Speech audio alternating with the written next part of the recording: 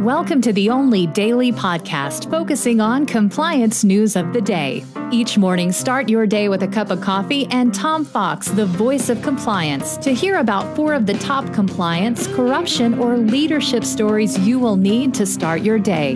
The Daily Compliance News is a production of the Compliance Podcast Network.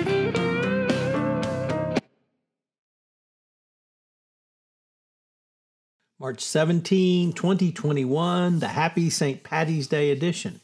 And as the governor of Texas has fully opened up the state and revoked any mandate mask, we all have to pray to St. Patty's that we don't become another COVID hotspot due to COVIDiocy.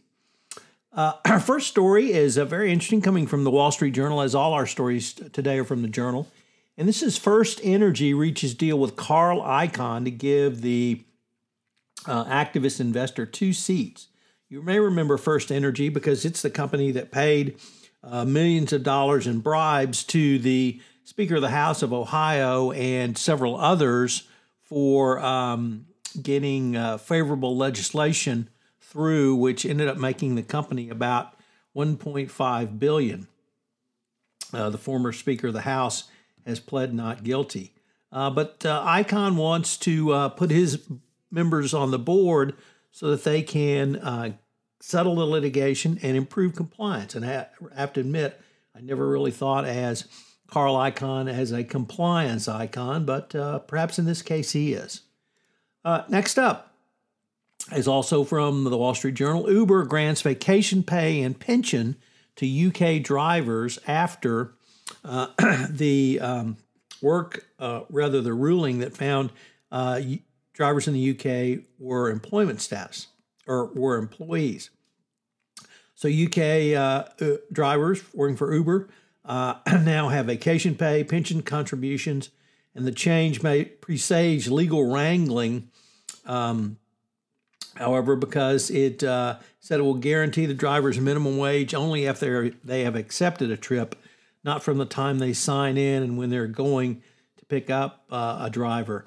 So it's going to be interesting to see how that plays out. But certainly for the drivers in the UK, this is a very welcome development, and it's going to be interesting to see what happens in America. Next up, the UK bank NatWest faces UK criminal charges in money laundering cases. The Financial Conduct Authority has filed criminal charges against the bank, National Westminster Bank. The proceeding, announced Tuesday, is the first criminal prosecution based on a 2007 money laundering rule, and its first prosecution against a bank as well under that regulation. The FCA alleged that NatWest failed to maintain adequate and effective anti-money laundering controls, and particularly as it relates to how funds are deposited in accounts of corporate customers. So money laundering reaches the United Kingdom. It's going to be interesting to see, obviously, how this plays out, but it really speaks for the need for adequate compliance in the financial industry in the United Kingdom and in the United States. We close with our final article by Kim Richards and Dieter Holger in the Wall Street Journal Risk and Compliance Journal, as some of Germany's largest listed companies are bracing for gender diversity quota on executives as pressure mounts from regulators and investors worldwide to boost women in management. Under draft German regulation, which won cabinet approval this year and is now under debate in the German parliament, some companies must have at least one woman on their management board.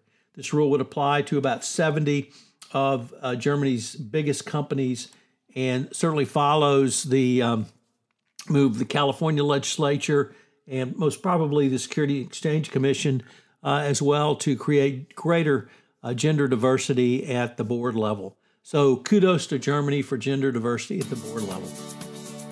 The Daily Compliance News is a production of the Compliance Podcast Network and a proud member of C-Suite Radio. Thanks so much for listening. I hope you'll join me again tomorrow.